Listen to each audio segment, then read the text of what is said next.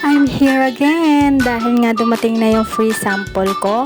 Itatry ko na siya sa hair ko kasi nga daw bago siya i-apply kailangan nakaligo na. Kaya naligo na ako bago ko siya inunbox. Napakamura lang nito mga beshi ko, pero kung sa mall pa kayo bibili ay wag na kayong umasang mumura ang mga product. Buti na lang is akong affiliate at nag-request ako ng free sample na to, at thank you naman kay Sealer na pinagbigyan niya ang aking request. Agad naman niyang inapprove ang aking request na free sample. Kaya thank you so much po sa inyong tiwala. Kaya eto, akin na siyang ginamit dito sa aking buhok, at yung buhok ko kasi medyo ang pangit na, hindi naman pala medyo pangit na talaga kasi dry na yung aking hair. At nang kukuha nga pala ako ulit ng oil ay nahirapan ako kasi tumatalbog siya, tumatalsik siya sa aking bibig. At eto nga, akin na siyang pinunas-punas sa aking buhok. Ayan, kung nakikita nyo ang aking hair ay dry na talaga. Kaya susubukan ko siya